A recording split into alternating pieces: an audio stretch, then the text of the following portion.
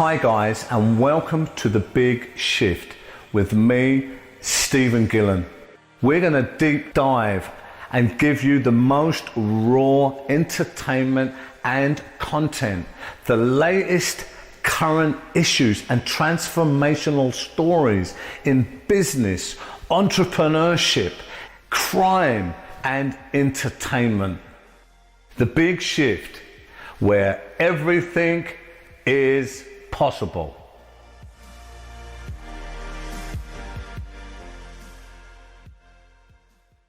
Hi guys, welcome back to The Big Shift.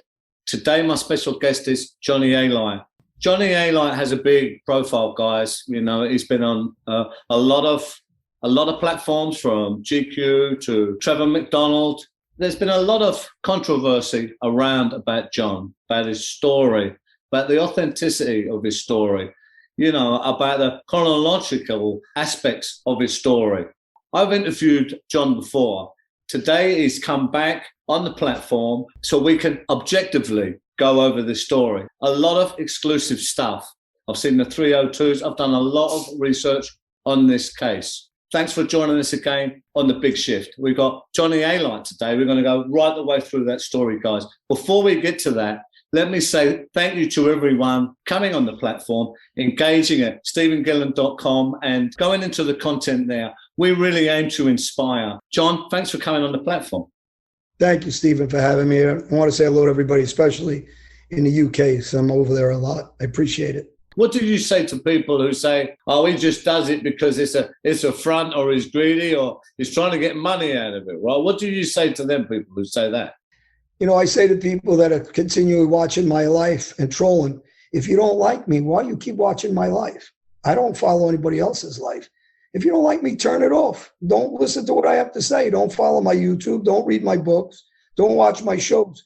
What's such anger and jealousy of me that you follow me to that extent? If you know, they're allowed their opinion. I don't got to try to convince them to like me. I really don't care if they like me or not. I joke. I say I'm the Donald Trump of the mafia. They want to attack me.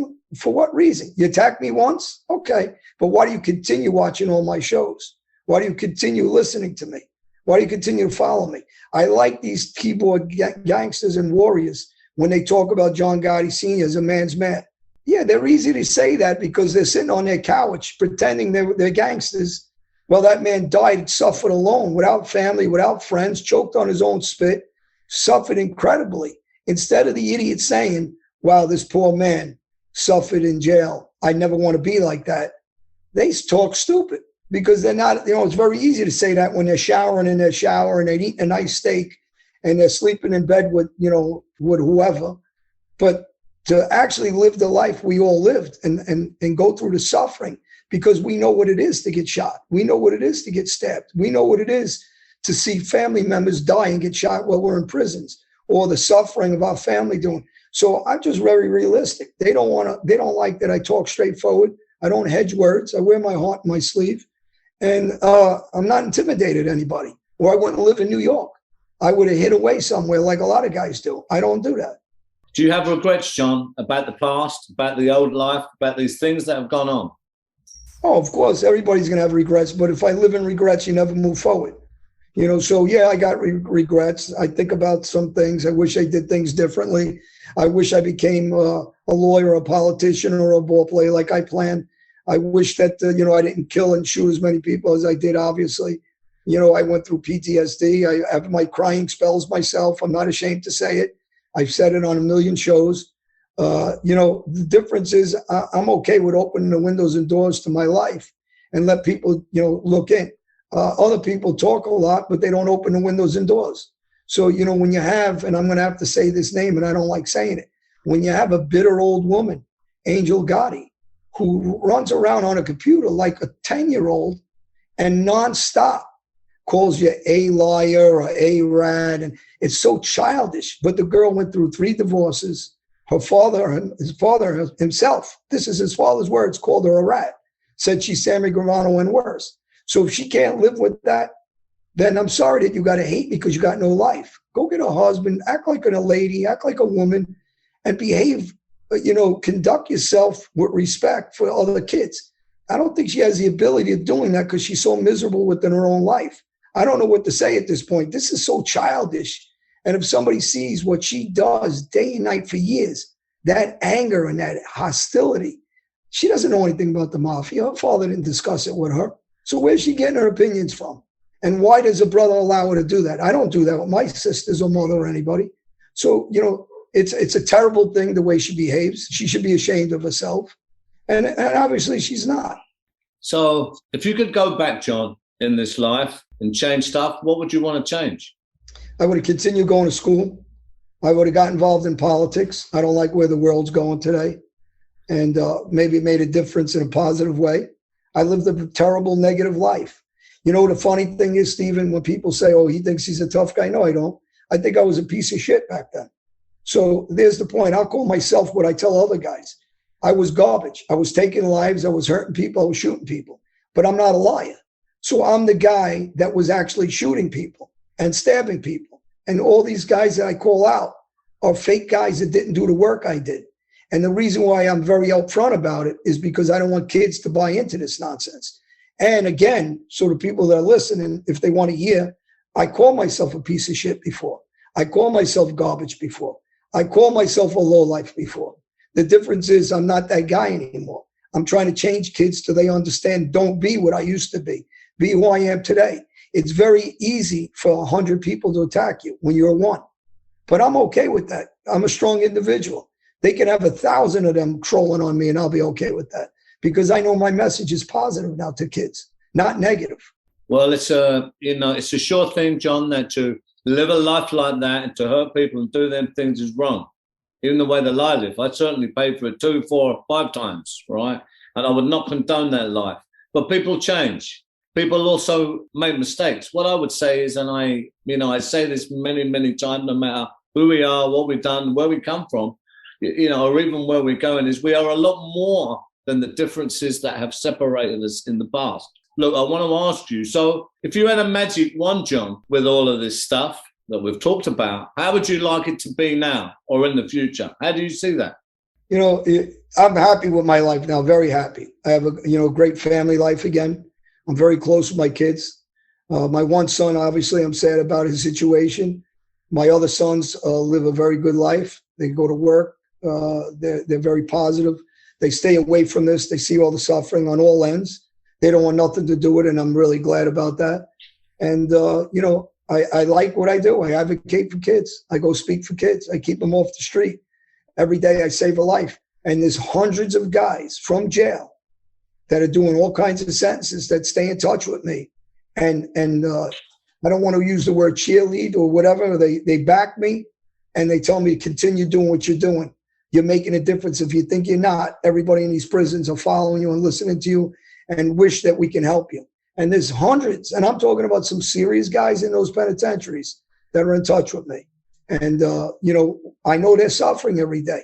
Those poor bastards are in jail, waking up in those cells. And you know better than anybody, Stephen, what that misery is. It's just a pit hole of wasted life and time and depression. And you do your best you can while you're there, but it's misery. And when people not telling the truth to these young men out here, and they talk about money, and I keep saying, crime doesn't pay. The street, you only pay with your life, one way or another, whether it's years in jail wasted or dead.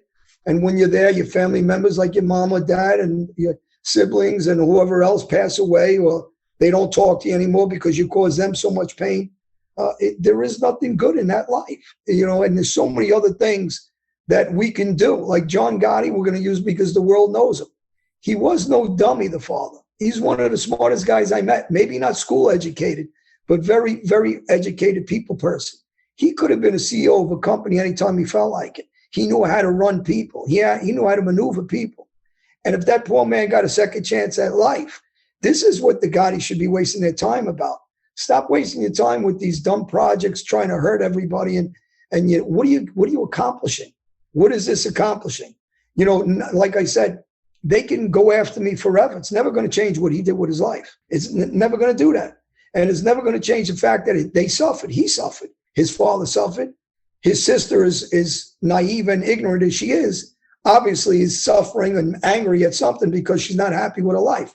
because happy people don't do negative things. They do positive things. So that's really my message. Stay positive. Thanks, John. In that vein, for me, it's all, you know, it's about the mission, certainly about the purpose. It's even about the legacy now in my life. There's a lot of other influences out there. You know, you tell us about your mission, your purpose. Michael Franzese, Sammy the Bull, Gravano now, years have gone on. There's a lot of stuff out there about Sammy and about Michael. They kind of have their message.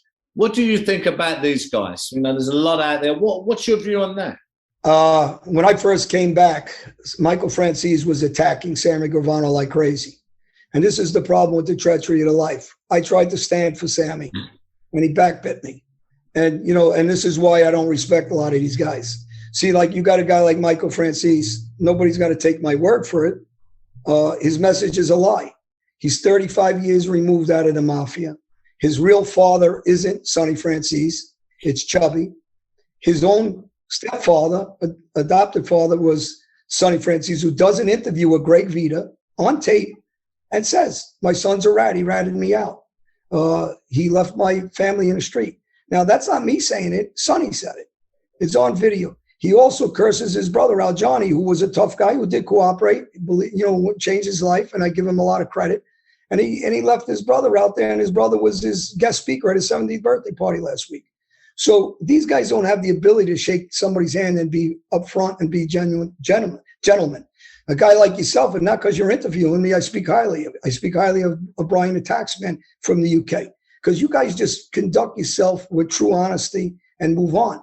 Same with Sammy Gravano. You know, you weren't that 19 murders. I'm sorry. Stop lying to these kids out there. And this is a very simple question. If it is, answer it. How many of them did you shoot? So people understand you're not a shooter. You're a guy that delegated that work out to guys like me. I said, so that's okay, but stop giving that fake message. You're hiding in Arizona. You started selling drugs when you got a second chance. You didn't want to change your life. You're not an underboss. You became one of the most famous guys that cooperated. And I tried to stand for them. But when guys do things that they do, like the Machiavelli stuff, and put people out front attacking me, I understand the life.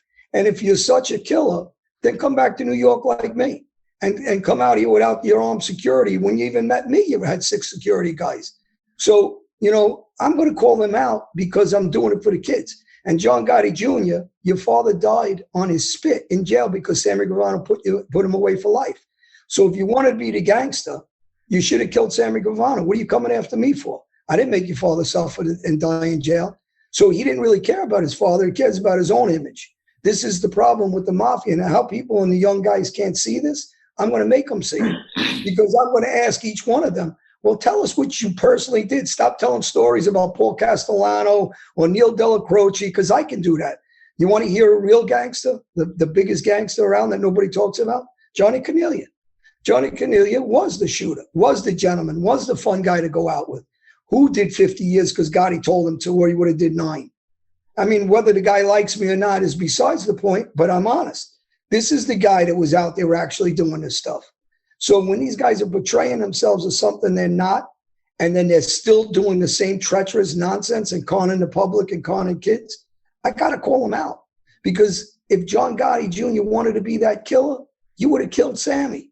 If somebody hit my sister, which he did, I shot the hell out of him. Another guy robbed my sister and he testified for Gotti Jr. I baseball batted him all over the place. I didn't ask nobody to come with me. I did these things by myself because I try to be true to what I am and who I believe in. Although I don't believe in that anymore. But at least when I did believe in it, I didn't have to get somebody else to do it for me. I did it. And I do it by names and locations and places and dates. I want to see these guys come out straightforward. They cooperated and say, who'd you shoot? I want to hear it. David did Value Entertainment, Patrick, with Sammy, and he asked him the question. He ducked it. You know why he ducked it? I believe he shot 2 people. One of them is a 15-year-old kid. So when you're telling me you're a gangster, you killed a 15-year-old kid, the rest of your life you should be advocating for children. Be a gentleman and to advocate that you suffered, you cried. Same thing I said. You cried. You were a piece of shit. Same thing I called myself, piece of shit. When Michael Franzese not even gentleman and man enough to say who his real father is, because he only makes money off of Sonny's name, that's garbage. And if you can't say, and I don't hedge words, this is why they don't like me. And if you can't say that you were a rat and you're trying to con kids, then let's listen to Sonny's own words on an interview on the thing. So here, and both these guys, by the way, Sammy and Michael, don't know nothing about the mafia. They've been well removed 35 years. Michael didn't even have the decency to see his stepfather, go to his wake and funeral because he's too scared 35 years later. This is the reality. I live here. So when I say this, it's not because I hate these guys. It's because I'm saving kids' lives. And I'm sorry if they don't like what I said, and they'll attack me 100%. They won't do it themselves. They'll put trolls out in front. But at least I'll tell you right now, I'll have them on a show with you also at the same time on your show. And we can discuss what I just said. And I'm sorry that, I tried to do the right thing and speak up for Sammy because I really believe that maybe he changed his life. But obviously, he talks nonsense. And these guys ain't about it. John Gotti at least was about it. Thanks for that view.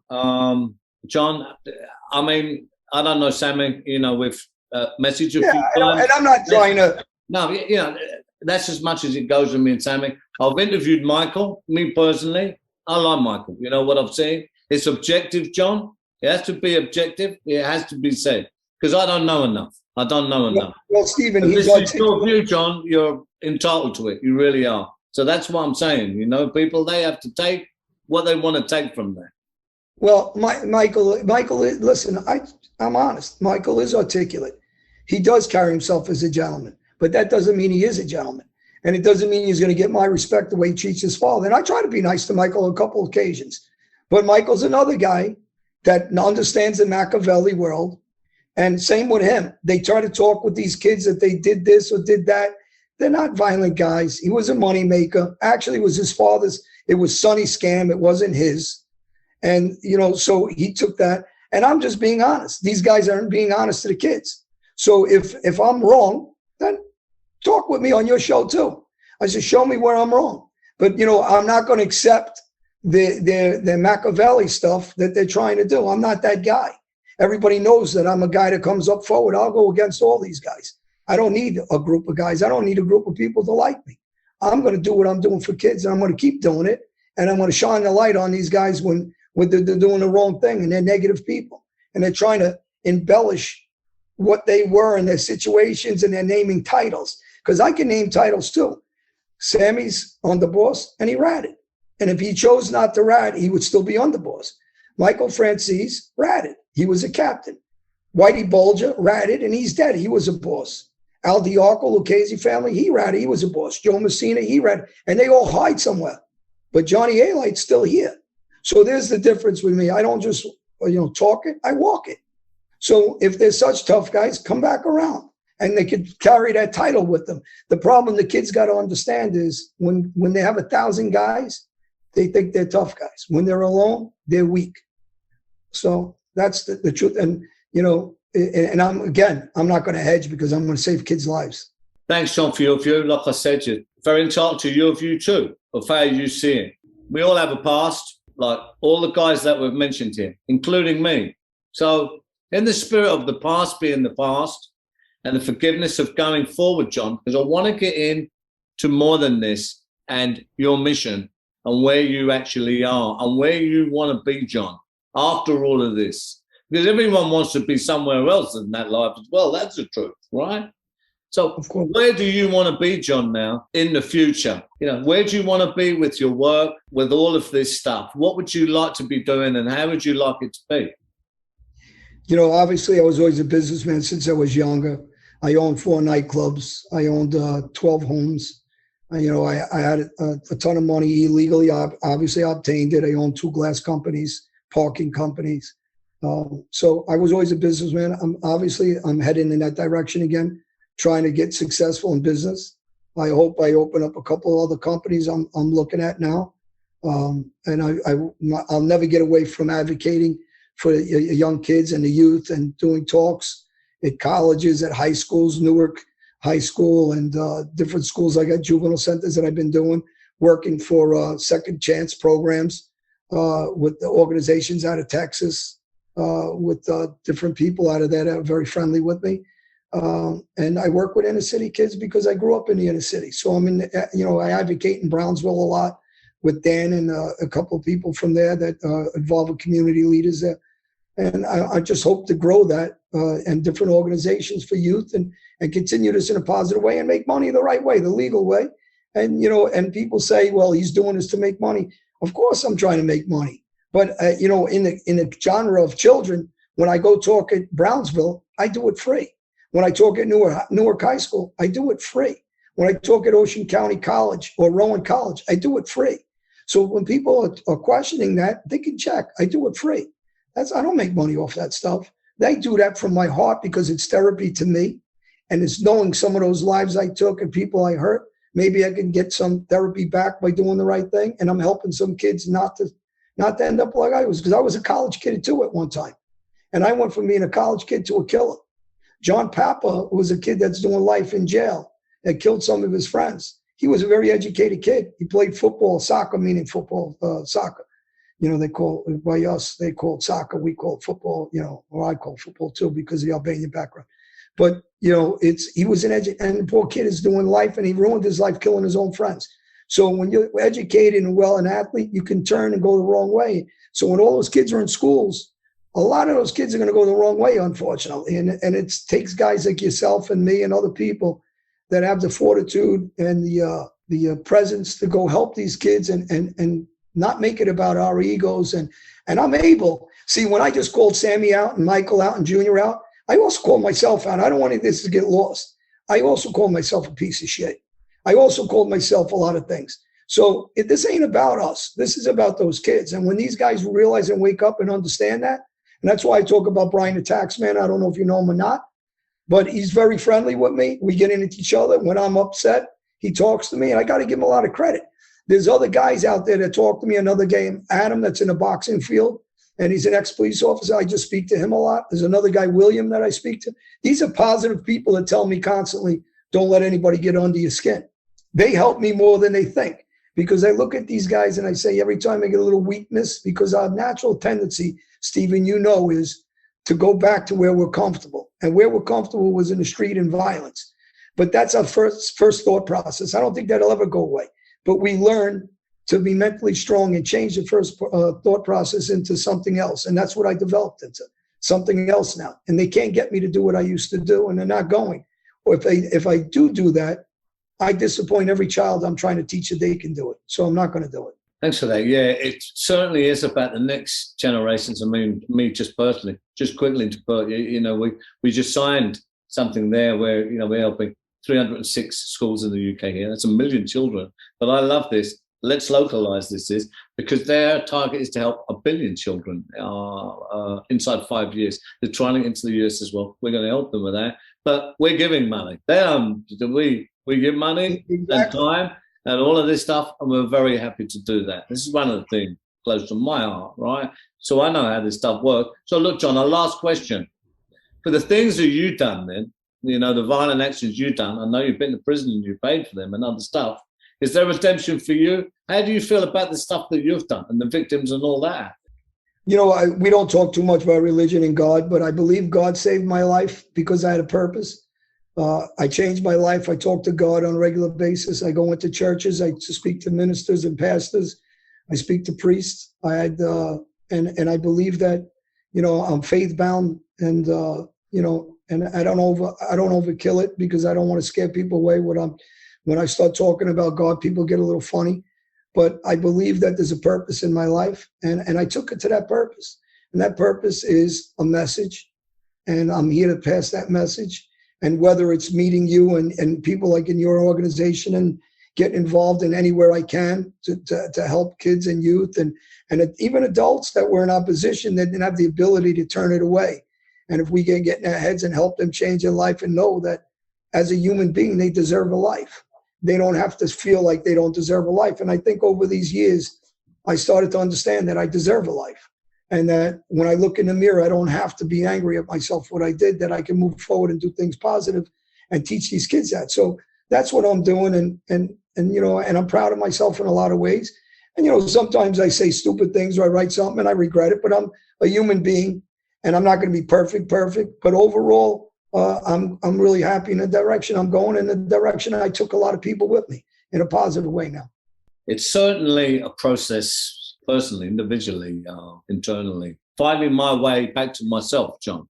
Right, I call it. Right, it's very. It's immense, right? What do you say to the people that say, "Oh, well, you picked that life. You wanted to be involved with these guys and all that. You committed them acts. You make your bed, you lay in it." What do you say to them guys? I say that what the Bible says. Don't judge others because others can judge onto you. Life's not perfect. None of us are perfect. Human beings aren't perfect. Nothing in this world is made perfect. And you do things and you make mistakes and you have another go at it. The thing is, when you have another go at it, do the right thing this time around. And those same people that are saying that to us, me, you, or anybody else, I guarantee you if they open up the windows and doors in the house, we can pick them apart too. You got a lot of trolls that'll write stupid things about kids. And I said, I thought you're doing this for kids. Well, you wouldn't be trolling if you were worried about kids, because then the kids will look at you as an example. So, these are negative people. They're always going to be negative. They don't want to do anything positive. They're not trying to help anybody. I don't see any of them donate money to any of these organizations that I donate money to. I don't see them donating their time.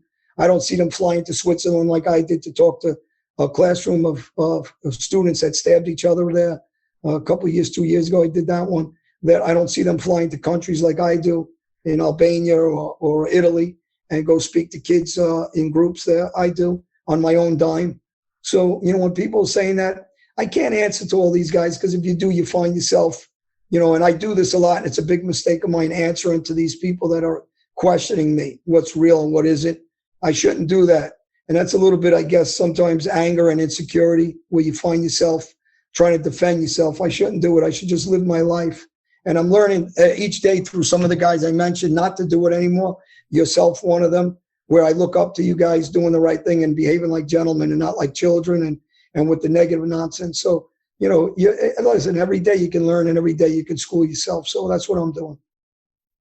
John, I say people that are actively trying to change their life and improve other people's lives, no matter what their history, no matter what their failings may be, we all get lost sometimes. I certainly know that, right? If you look at my story, people who, they're going towards their own light and their own purpose, which is improving people's life and positive, and they have my vote. It's really as easy as that. I'm very clear on that. It is about change. It is about going towards change, and it is about being outward facing to help other people so they make change as well. John, thanks for a really in-depth interview. Now, I've been very hard on this. It's very objective, very methodical. Thanks for all the stuff you sent the team, a lot of stuff there. I wish you very well on your journey and the positive, life-changing work you're involved in and what you're trying to do. Thanks very much for coming on. Thank you, Steve. I just want to say my hand's out to Michael, Sammy, John, or anybody else that wants to change their life and move forward. So this ain't going to be a negative message if they try to turn it around on me. My hand's out to them. Change your lives, give a real message. Don't do this Machiavelli stuff, and I'll be a gentleman with you guys. And you don't want to talk to me, don't talk to me, but I'll never sit idle for the Machiavelli stuff. It's not going to happen with me. And I come directly, and I want to teach kids to have pride in themselves. And anybody that's looking for me, it's johnalite.com. So my website, and my Instagram is True John Alite. And my new book is Mafia International John Alite. But I really appreciate Steve taking time with me. Thanks, John. Thank you. Thanks, guys, for listening in on another gripping edition of The Big Shift with me, Stephen Gillen. We really look to inspire and really help and support our audiences in business and entrepreneurship out there. Stay tuned for much more great content and many other benefits. Have a look in the bio below. Follow me there, guys, for a lot more other great things that will be coming to support you on your wonderful journey.